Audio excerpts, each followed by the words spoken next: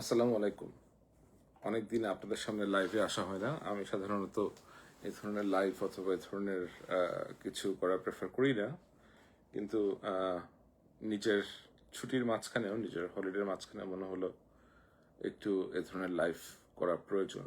কারণ ইদানিং বেশ কিছু ব্যক্তির এমন উৎপাত এবং এমন প্রলাপ শুনছি, দেখছি, যা দেখে আসলে নিজেকে সংবরণ করা বেশ কঠিন।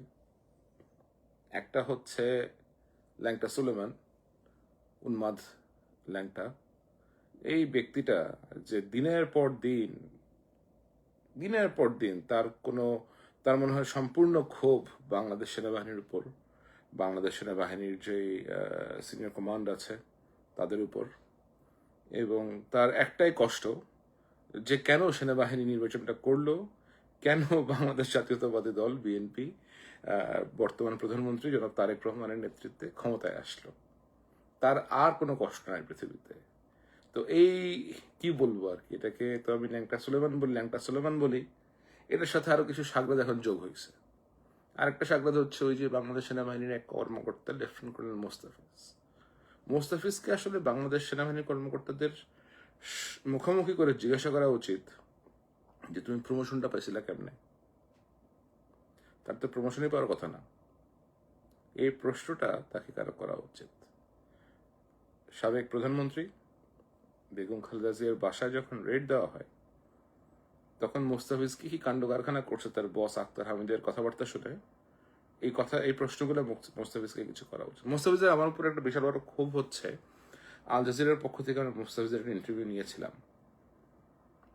এবং এই ইন্টারভিউটা আমরা প্রচার করিনি কারণের অন্যতম কারণ হচ্ছে মোস্তাফিজ নিজেই বলপূর্বক অপহরণ বা গুম যেটাকে আমরা বলে থাকি সেটার সাথে যুক্ত ছিল। সে নিজ মুখে স্বীকার করেছে যে সে কিভাবে তার সহকর্মী লেফটেন্যান্ট কর্নেল হাসিনকে গুম করেছিল। তো এরকম লোকের তো আসলে ইন্টারভিউ ইন্টারন্যাশনাল একটা মিডিয়াতে প্রচার করা সম্ভব না। তারপর থেকে তার প্রচন্ড রকমের ক্ষোভ আমার উপরে।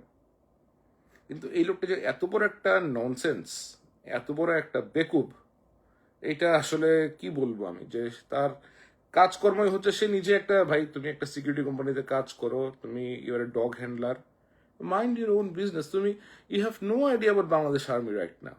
তোমাকে বাংলাদেশ আর্মি তো পিএনজি ঘোষণা করে দিয়ে রাখছে। Why do even bother about Bangladesh army right now? তোমার কষ্টটা তো হচ্ছে তোমার কোর্সমেটরা সব জেনারেল সাহেব হয়ে গেছে, এর জন্য তুমি সারাদিন এখন নিজের মাথার চুল ছিটতে থাকো একটা একটা করে, আর সারাদিন গিয়ে এদের নামে গিয়ে এখন বিষোদ্গার করে বেড়াও। What is your quality? Ask your self, what is your quality?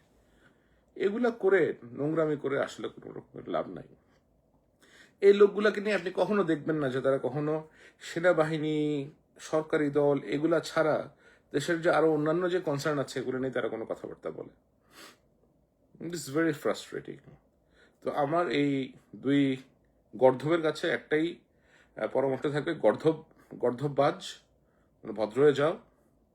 পৃথিবীতে আরো অনেক কাজকর্ম আছে, সে সমস্ত কাজকর্ম খুঁজে নাও। সরকারের ভিতরে আরো অনেক খুঁতখুঁতানি আছে, সেগুলা গিয়ে খুঁজে বেড়াও, কিন্তু এগুলা করো না। সেনাবাহিনীর মধ্যে তোমাদের সমস্যাটা কি সেনাবাহিনী কুরকুরাইছে কেন? কারণটা কি? ইলেকশন করছে এর জন্য? জেনারেল ওয়াকার তো নিজে এসে আমাদের কাছে এসে বলে গেছে যে সে বাংলাদেশের জন্য কি কাজটা করেছে। পুরো দেশ জানে, পুরো পৃথিবী জানে। এত কষ্ট কেন? এত খাওয়া কেন? খাওয়াজনে বেশি হইলে খাওয়াজনের মলম আছে। মলম যখন লাগানো হবে তখন কিন্তু আর ইয়ানাফসি করা ছাড়া কোনো গতি থাকবে না। ঠিক আছে, বেশি খাওয়া যায় না, চামড়া ফামড়া সবকিছু ছেলা শুরু হয়ে যাবে কিন্তু আশেপাশে দিয়ে। ভালো থাকো, গুড নাইট।